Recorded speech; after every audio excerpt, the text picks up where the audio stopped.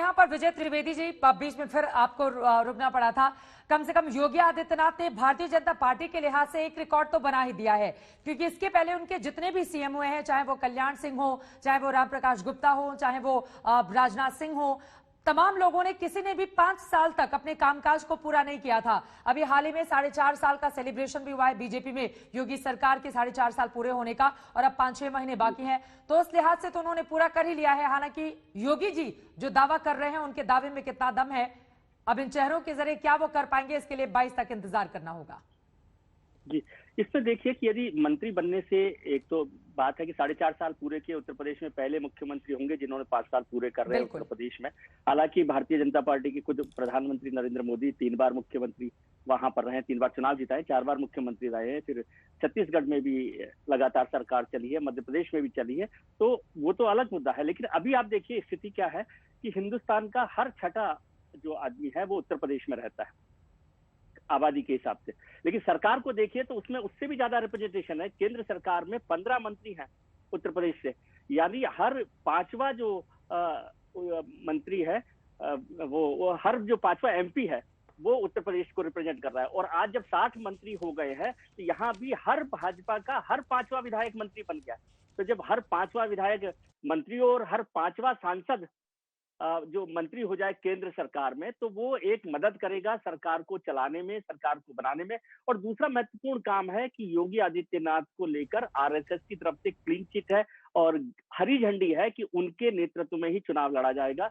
और आरएसएस जो है वो भले ही राजनीति से दूर रहने की बात करे, लेकिन इस पूरे चुनाव के पीछे उनकी ताकत, उनके स्वयंसेवक, उनके प्रचारक लगातार लगे हुए हैं, बैठकें कर रहे हैं, रणनीति बना रहे हैं, वो सब, तो वो भी एक महत्वपूर्ण काम है। तो ये पूरा पैरेलल 2 ताकतें काम कर रही है। सरकार अपने स्तर पर काम कर रही है और संगठन के तौर पर भारतीय जनता पार्टी के अलावा राष्ट्रीय स्वयंसेवक संघ भी पूरी तरह से योगी आदित्यनाथ के साथ लगा हुआ है, क्योंकि वो 2022 का ही चुनाव नहीं देख रहे, वो 2024 का चुनाव भी देख रहे हैं। और 2024 के चुनाव की जीत के लिए उन्हें लगता है कि 2022 को ज्यादा बेहतर तरीके से जीतना होगा। मुझे याद आता है कि 2012 से पहले योगी नरेंद्र मोदी जी को कहा गया था आरएसएस की तरफ से कि वो दिल्ली में आ जाएं और केंद्र की राजनीति करें, तो उन्होंने कहा था कि मैं 2012 का चुनाव जीतकर फिर केंद्र की राजनीति में आऊंगा। और 2012 के चुनावों के लिए उन्होंने बहुत ताकतवर रणनीति बनाई और सबसे ज्यादा सीटें हासिल करके वो 2012 का मुख्यमंत्री बने तीसरी बार, और फिर वहां से उन्होंने केंद्र की राजनीति शुरू की। तो मुझे लगता है कि उत्तर प्रदेश के मुख्यमंत्री भी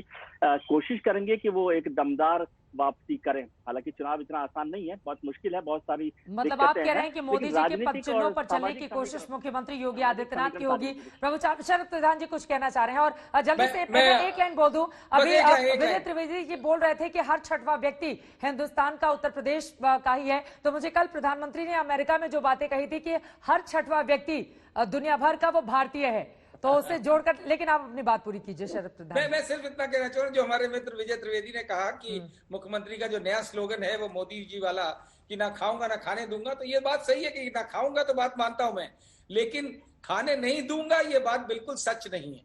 क्योंकि हकीकत ये है कि इनके तमाम मंत्री भ्रष्टाचार में लिप्त हैं, कई तरीके के भ्रष्टाचार उजागर भी हुए हैं, जो चाहे किसी राइवल पॉलिटिकल पार्टीज ने करे हो, आम आदमी पार्टी वालों ने करे हो, लेकिन उनको बिल्कुल नजरअंदाज कर दिया गया है। कई मंत्री हैं जो जिनके बारे में मशहूर है कि वो भ्रष्टाचार में पूरी तरह लिप्त है, तो ये कहना सही नहीं है। ठीक है, एक क्लोजिंग मुख्यमंत्री का जहां तक सवाल है वो क्लीन है, मुख्यमंत्री के बारे में सब मानते हैं कि वो साफ है। मुख्यमंत्री के बारे में सब मानते हैं कि वो पूरी तरह से क्लीन है, लेकिन बहुत सारे उनके मंत्री हैं जो भ्रष्टाचार में लिप्त हैं। ये बातें शरद प्रधान जी कह रहे हैं।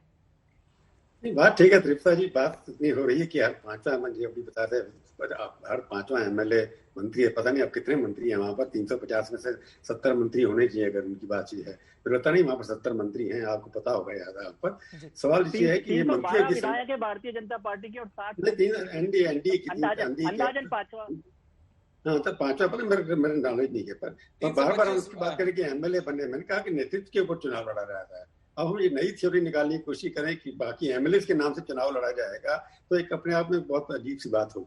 चुनाव कौन, किसके वोट पड़ेगा वहां पर, कि मुख्यमंत्री कौन बनना चाहता है, मुख्यमंत्री कौन है? वहां पर योगी जी हैं। उसके बाद जितने 7 लोग ये लोग आए हैं, ये उनके सिफातला जरूर हैं कि वो अपनी सीट निकाल करके आएंगे, उसमें से एमएलसी बना दिया एक को, वो अपनी चुनाव लड़ेंगे नहीं।